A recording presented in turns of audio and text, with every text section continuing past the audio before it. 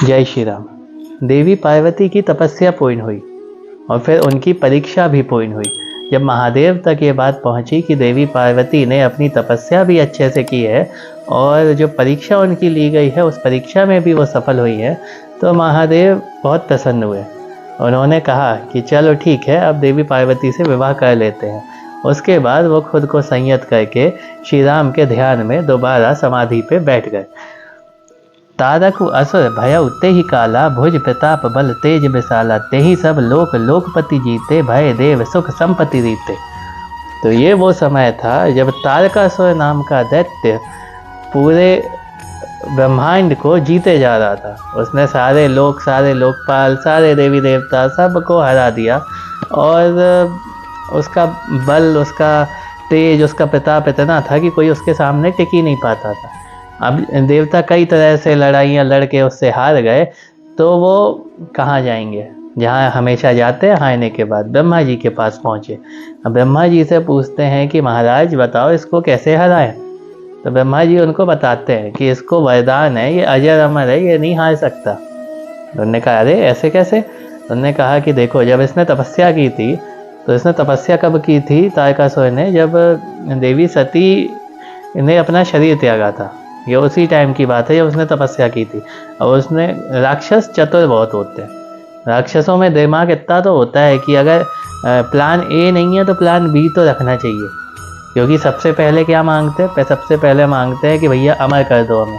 उन्हें पता है कि देवी जो जिनकी भी तपस्या कर रहे हैं वो मानने नहीं वाले, तो फिर वो प्लान बी के लिए तैयार है। तो इतना परफेक्ट बनाते हैं ना कि फिर सामने वाले को भी समझ में नहीं आता क्या करें। लेकिन ये भूल जाते हैं कि ईश्वर उनसे एक कदम आगे है। तो तारकासुर ने क्या मांगा? तारकासुर ने मांगा कि शिव जी का पुत्र हमारा वध कर पाए और कोई ना कर पाए। तो अब जब उन्हें पता था कि देवी सती तो गई, तो अब शंकर जी की बच्चे कैसे होंगे? तो उन्होंने कहा कि शंकर जी का पुत्र हमारे वध कर पाए, बाकी सब मतलब हमसे हार जाए। कोई शस्त्र, कोई अस्त्र, कोई कुछ नहीं मार सकता उसे। इसीलिए वो अजर अमर हो गया। क्योंकि अब सती गई तो शंकर जी दोबारा शादी करने नहीं वाले, और दोबारा शादी नहीं करेंगे तो बच्चे कहाँ से होंगे? कितना चालाक था, बिल्कुल दिमाग वाला। तो फिर उसने ये वरदान मांग लिया। तो अब ब्रह्मा जी उनसे कहते हैं कि देखो, उपाय तो यही है कि आदि शक्ति ने, देवी सती ने पार्वती के रूप में जन्म लिया है, महादेव के लिए तपस्या की है, और अब उनका विवाह कराना है।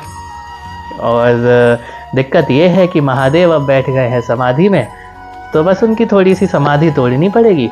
बाकी सब, हम जैसे उनकी समाधि टूटेगी तो हम उनके चरण पकड़ लेंगे कि महाराज अब ब्याह कर लो, बहुत ज़रूरी हो गया है, इससे राक्षस से मुक्ति चाहिए। तो अब उन्होंने कहा कि समाधि कैसे तोड़े? देवता ने पूछा। तो उन्होंने कहा कि कामदेव को लेके जाओ।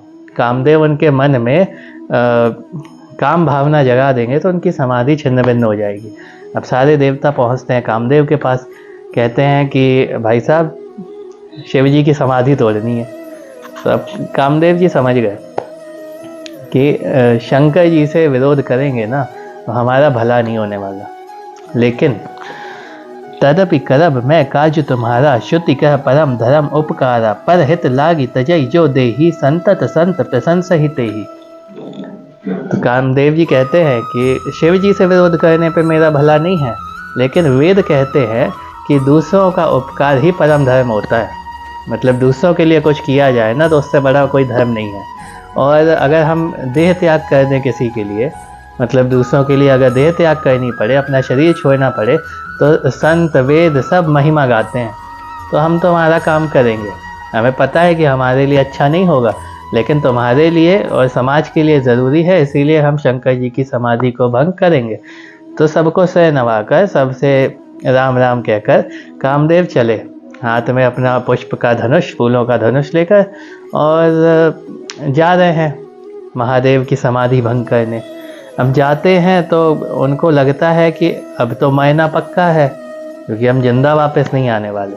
और जब किसी को ये पता होता है कि वो लौटकर वापस नहीं आने वाला, तो वो अपनी पूर्ण क्षमता से, पूर्ण क्रोध के साथ फिर हमला करता है युद्ध पे। जब कामदेव को पता था कि उन्हें वापस नहीं आना है, तो उन्होंने अपनी पूर्ण क्षमता से अपना प्रभाव फैलाया। और जब कामदेव का प्रभाव फैला तो पूरे संसार पर फैला, और इतना घनघोर फैला कि किसी का अपने ऊपर वश नहीं रहा। जितना नियम, कायदे, कानून, मान मर्यादा, ब्रह्मचर्य, वेदों का ज्ञान सब लुप्त एक बार में। सबके मन में बस काम ही काम। तुलसीदास जी यहाँ पे लिखते हैं कि बाकी लोगों को तो छोड़ दो, पेड़ पौधे हैं लताओं के साथ की तरफ झुकने लगे, नदियाँ इतनी जोर से उफान मारने लगे कि अभी जाके समुद्र में मिल जाएं। तो जब जड़ का ये हाल था, मतलब जो चीज़ें स्थिर होती है उनका ये हाल था, तो चेतन जो जिनमें दिमाग है उनका क्या हाल होगा। सारे जानवर जो जिनका समय भी नहीं होता है संगम का, वो भी समय नहीं देख रहे, ना दिन देख रहे, ना रात देख रहे। देवता, गंधर्व, यक्ष, किन्नर, मनुष्य, सर्प, भूत, प्रेत, दैत्य, राक्षस, जो कुछ भी हो सकते हैं जीव इस दुनिया में, इस जगत में, वो सब कामांध हो गए।